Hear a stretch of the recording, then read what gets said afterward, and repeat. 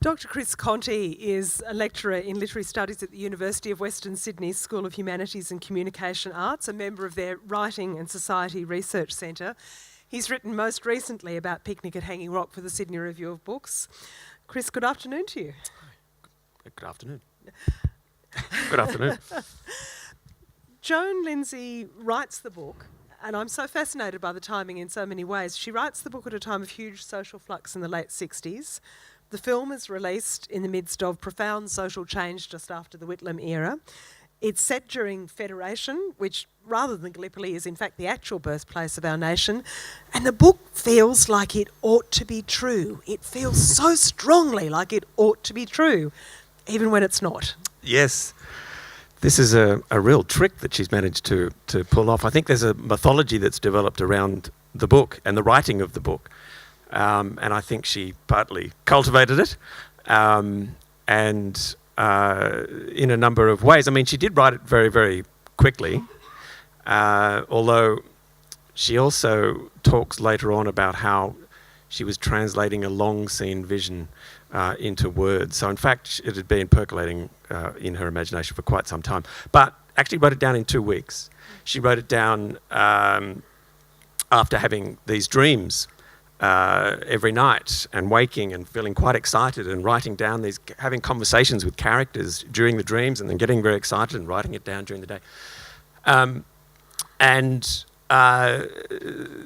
She also cultivated the myth around the book as it being, you know, is it fact, is it fiction? Were there some girls that were sort of snatched away or abducted? Was there a true story?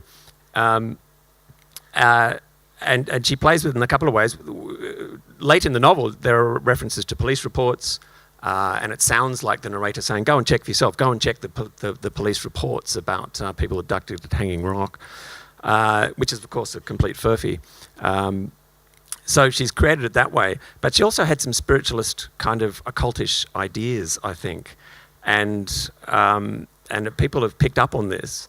And they want to believe that this is true. They want to believe that there were these white girls who were snatched away mysteriously, but it's not actually true. Well, of course they want to believe it, because it's one of the longest and most enduring tropes in the whole of Australian literature, that innocent white young people will be snatched away, will disappear. Yes. But I wanted you to tell us just a little about who Joan Lindsay was before we go to those deep themes. Place her for us culturally and socially, because that matters in how this novel turns out. Yeah, she was born in Melbourne and raised in East St Kilda, had a very, very, very privileged, very happy upbringing. In many ways had a blessed life. But partly because she could take sort of delight in the world around her, a kind of aesthetic and delight in everything around her. She went to a college or a school, Clyde Grammar School, very similar to the one described here, Appleyard College. She wrote a late memoir called Memoirs of a Non-Education, where she talks about what it was like at this school. Someone dropped in. She talks about people sort of dropping in and for conversation, all these people dropping in for conversation at her house, and one person dropped in once and says, you know, where were you educated? Where did you go to school? And her initial response was, where was I educated? Where was I educated? Nowhere. I wasn't educated anywhere. Because her immediate thought was the negatives of that very constricted, inhibited education that she got. And in particular, as you can tell from the readings here, she hated mathematics and her mathematics teacher because it seemed, the way it was being taught to her at any rate, that it was killing curiosity, that it was more about being quiet and getting through the work, and she said it was a complete waste of time. She then thinks more about her education. She thinks about her mother in particular, who had a musical, beautiful voice, who would read her Coleridge's Rime of the Ancient Mariner. She said she learnt a lot from her. And then she goes through this essay and talks about other things she learnt from the people around her. And at the end of the essay, she says, and she writes this when she's 80, she says, if I'm ever asked that question again, which I probably won't be at 80, but if I've ever asked that question again, where were you educated? She says, I will say everywhere. So although she had this privileged education, she was quite critical of its flaws, of what it didn't teach her, of what it didn't prepare a young woman for, and that comes out very clearly in the first few chapters. These girls, in many ways, are being robbed of a proper education, and they're being taught deportment, right, and how to act. And Mrs. Appleyard, that's all she really knows too. She makes claims to being a teacher of English literature, but she thinks that rote learning a poem by a second-rate English poet is superior to Sarah Wayborn, the orphan, actually writing her own poem to Valentine, which to Joan Lindsay is a much more creative activity. Let's talk about a couple of the themes that bubble up in here, and one of them absolutely is time. We've already heard in these first 3 chapters a number of references there. It's really central to the narration, and something in a session for Joan Lindsay herself. Joan Lindsay also told people that she stopped clocks. She did, and she said she didn't like wearing them either. And there's a character that she describes in Time Without Clocks, her memoir, a very modern type that she doesn't like, called the timekeeper, right? If you like, who misses out on the moment because they're constantly measuring things. They're caught up in routine, and they kind of miss out on their life because they're so caught up in routines. And like Miranda, she couldn't wear a timepiece against her heart. The contrast here, of course, is Mrs. Appleyard, who is surrounded by clocks. And there's an extraordinary scene towards the end of the novel where she almost turns into a clock, and there's this ticking sound, and there's a reference to it, the ticking of something happening inside a corpse, a person that's already dead. And that, if you like, is largely representative of an overly rationalistic, mathematical idea of knowledge that she's very much dead opposed to, and that the rock is the antithesis of. I'm not sure that answers the initial question about time, but I sort of drifted a little. It goes well. I want to also talk to you, though, about the sublimated eroticism. The novel is just heaving with hormones, and it's often been read as a parable of awakening sexuality, but I think it also connects to the ideas about spiritualism and about the idea of the natural and the power of the landscape that you've already mentioned. Yes, very much so. It's well, you can see, can't you, from hearing these first few chapters that these girls are, they're wrapped a bit too tight for living, aren't they? Let's face it. I mean, they are really hard to deny, as I said, that knowledge of themselves as women, and the constricting clothing is a good example of this attempt to repress and inhibit their knowledge of themselves as sexual beings. And of course, where's it going to come out? It's the girls. The only men they see are the gardener, right? This old English gardener, and Tom the stable boy, and so they write these Valentine's cards to each other. Not surprisingly, and that early opening theme of St. Valentine's Day is very, very central to the whole novel. But so there's it's overflowing, and there's an extraordinary scene towards the end of the novel where it kind of blows up.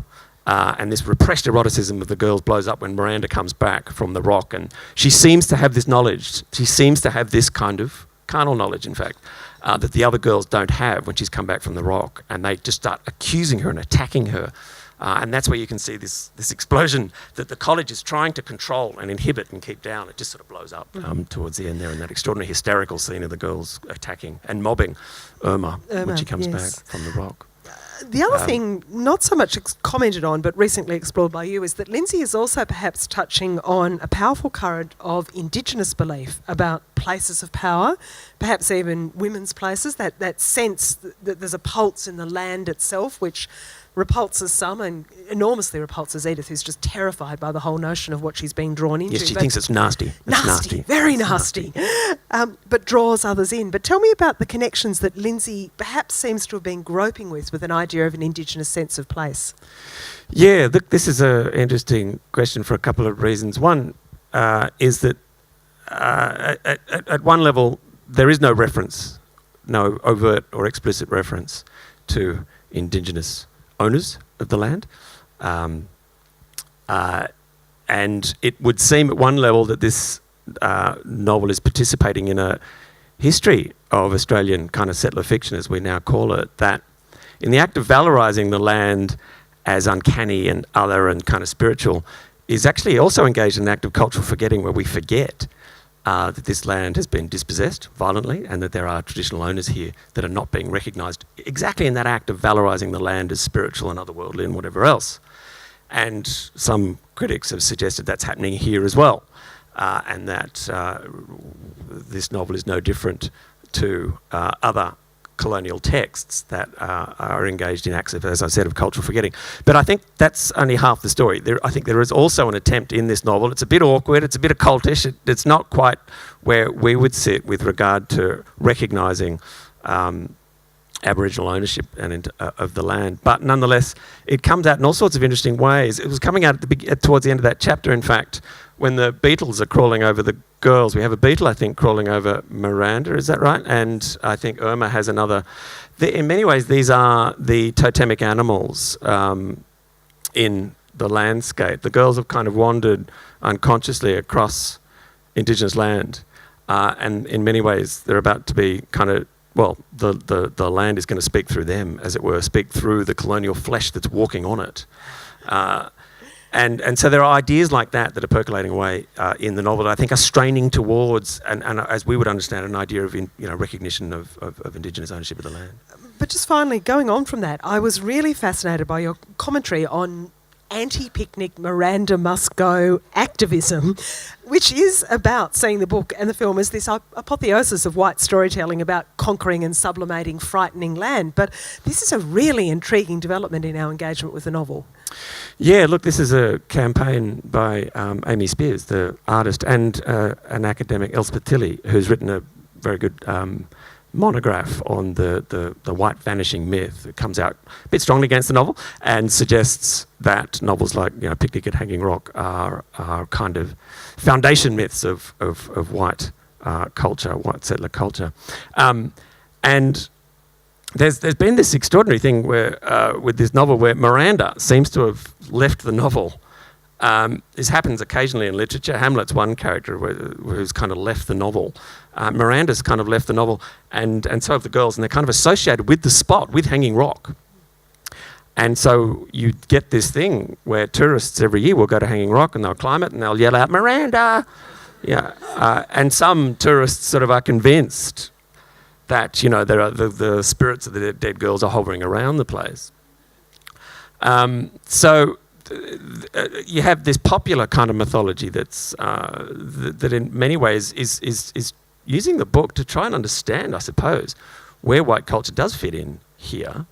But on the other hand, it's problematic because, as I've said, it could be engaging in these acts of cultural forgetting, and it's obsessing over the ghosts of these fictional white girls and not over the ghosts of the Aboriginal people who were violently dispossessed of this place. So Amy Spears, quite rightly, I think, sort of says, "Look, come on, something's got it. This is a bit crazy," and she deliberately engages in a bit of hyperbole by suggesting, with all these pictures of these cranes sort of taking Miranda out of Hanging Rock, to make this point, to make this strong polemical point and they held an anti-picnic there on Valentine's Day just recently. I think it was this year, in fact, to sort of remove Miranda from the landscape.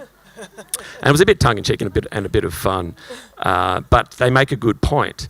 And in fact, tourist operators around the area who have kind of kitschified this story a little bit, they have now included references to the Indigenous owners in their souvenir shops in response to this campaign. So it's had a bit of an effect, the campaign. I think there's a statue of Miranda at the souvenir shop through the cleft in the rock. Hanging Rock itself, I don't know if anyone in the audience has been to Hanging Rock. Have you been to Hanging Rock? Very strange place, yes? Very strange place. Chris Conti, so interesting to have your analysis. Thank you. We're about to enter into this a little bit more deeply ourselves with Act 1, Part 2, Chapters 4 to 7 of Picnic at Hanging Rock.